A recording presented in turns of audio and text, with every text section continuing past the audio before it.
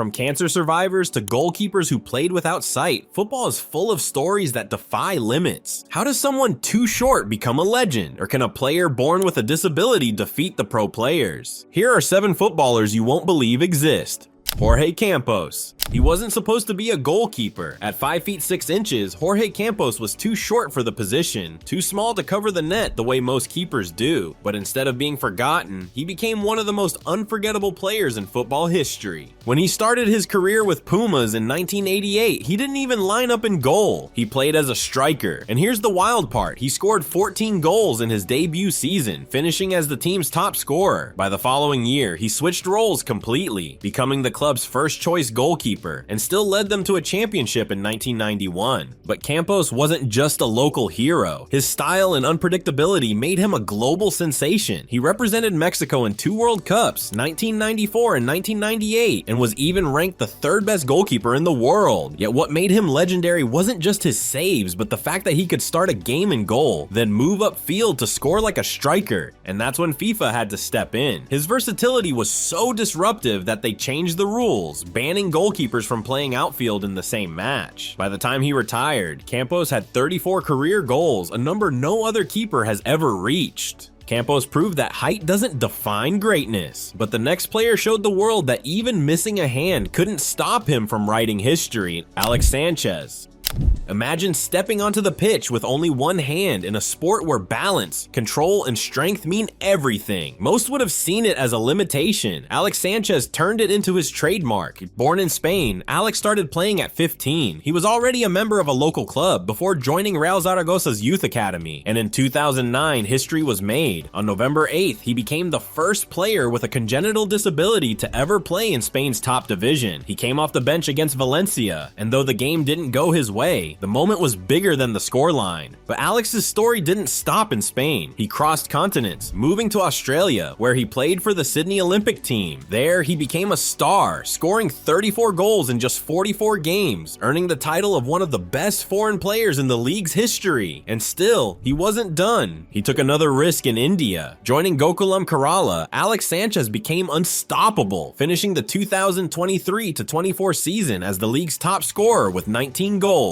By now, he's scored more than 200 goals in his career, and just like he proved a missing hand can't stop greatness, the next player showed that even blindness couldn't stop him from stepping onto the pitch. Edgar Davids. Born in Suriname and raised in the Netherlands, Davids faced rejection not once, but twice from Ajax. Most players would have walked away. He didn't. When Ajax finally gave him a chance, he made them regret ever doubting him, helping the club win the Eredivisie 3 times and earning the nickname the Pitbull for his fearless, aggressive style. By the mid-90s, the world took notice. He moved to Italy to play for AC Milan, and in 1994, he made his debut for the Netherlands national team. Just 4 years later, at the 1998 World Cup, Davids was unstoppable. His performances were so good that FIFA named him to the official team of the tournament. But at the height of his career, disaster struck. David was diagnosed with glaucoma condition that damages the optic nerve, blurring and dimming vision. For many, that would have ended their career instantly. But Davids wasn't just anyone. After eye surgery, he strapped on a pair of protective glasses, got FIFA's approval to wear them in matches, and stepped back onto the pitch. Other players mocked him for his look, but Davids turned those glasses into his signature. Soon they became an iconic image stamped on posters, video games, and Nike campaigns worldwide. And if you think that's unbelievable, wait until you meet the next player, a man who made history even though he could only see with one eye. Gordon Banks. Born in England, Banks didn't come from a privileged or prestigious background. He grew up in a tough neighborhood, dropped out of school at 15, and worked jobs carrying coal before football gave him a chance. By 1953, he was at Chesterfield, and just 3 years later, he was already playing in the FA Youth Cup final. The kid with no easy start was suddenly standing under the brightest lights, but his real story began in 1966. As England's first choice goalkeeper in the World Cup, Banks became a wall. Across the tournament, he went 721 minutes without conceding a single goal streak that carried England all the way to the final. He let in just 2 goals that day, but England still went on to lift the trophy. Overnight, Gordon Banks was a national hero, and yet his legend was only just beginning. In 1970, he made the save that changed the football forever, denying Pelé with a diving stop so unbelievable that even Pelé himself said, "I thought that was a goal." That moment etched Banks' name in history. But fate can be cruel. In 1972, a devastating car crash left him blind in his right eye. For most keepers, that would have been the end, and in England, it was. He was forced to retire from the top level. But Gordon Banks wasn't finished. Nearly 5 years later, he shocked the world by returning to the game in America with the Fort Lauderdale Strikers. In his very first season, he was named Goalkeeper of the Year, posting the best defensive record in the league. Even half-blind, at nearly 40 years old, he was still unbeatable. Haller returned from the deadliest fight of his life to score goals again, but the next player's battle was one he carried every single day in his own mind: Sebastian Haller. The French striker began his journey at Auxerre before making his name with Utrecht in the Netherlands. From there, his career continued to rise, becoming one of the most reliable forwards in Europe, scoring goals with power and precision.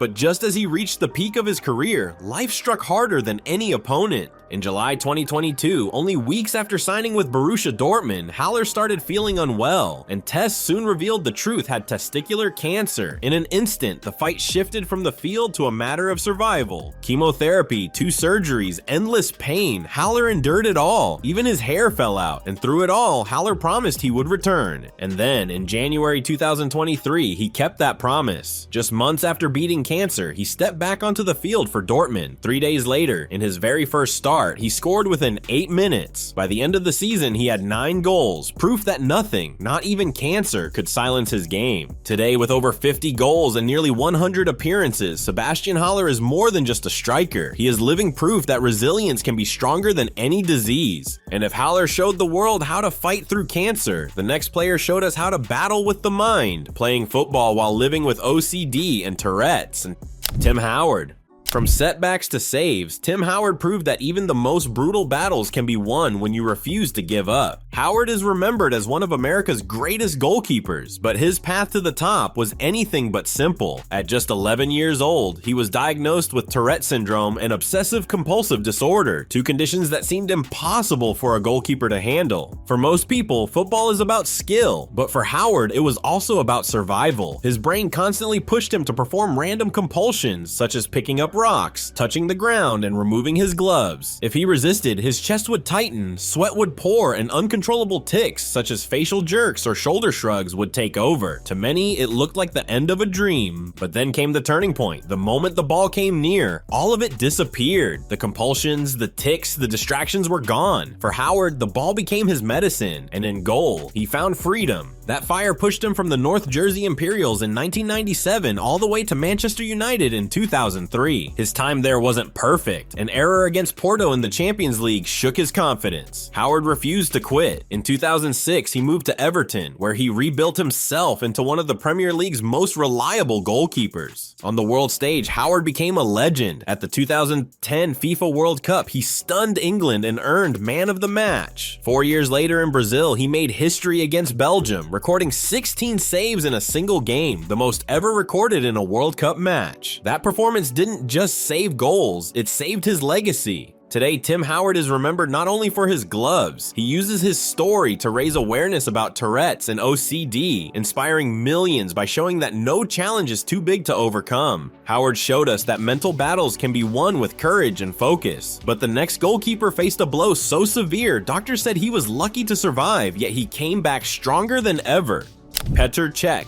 Petr Cech will forever be remembered as one of the greatest goalkeepers of his generation. At 6 feet 5 inches, he was a towering figure in the net, a wall that strikers feared, and the man who broke clean sheet records year after year. By the mid-2000s, many already believed he was the best goalkeeper in the Premier League. However, in October 2006, everything almost came to an end in an instant. In a match against Reading, Cech collided with midfielder Stephen Hunt. Hunt's knee slammed into his head, and the impact left Cech unconscious with a depressed skull fracture. He was rushed to the hospital, and things quickly turned from bad to worse. Doctors discovered the injury was life-threatening. To save him, surgeons performed emergency surgery, inserting 2 metal plates into his skull to relieve the pressure on his brain. They later admitted that Cech was lucky to even survive. Most players would have retired right there, but not Petr Cech. Just 3 months later, only 3 months after nearly losing his life, he stepped back onto the pitch in January 2007, but this time something had changed. From then on, Cech wore a custom rugby-style helmet, and instead of slowing him down, it only added to his legend. Shortly after his comeback, he went on an incredible run of 8 consecutive clean sheets. He won 3 more Premier League Golden Glove awards and was named Europe's best goalkeeper in both 2007 and 2008. He even went on to play as an ice hockey goalkeeper, proving once again that nothing could keep him away from protecting the net. Football is full of legends, but these players showed us that true greatness comes from never giving up. Their stories will live far beyond the pitch.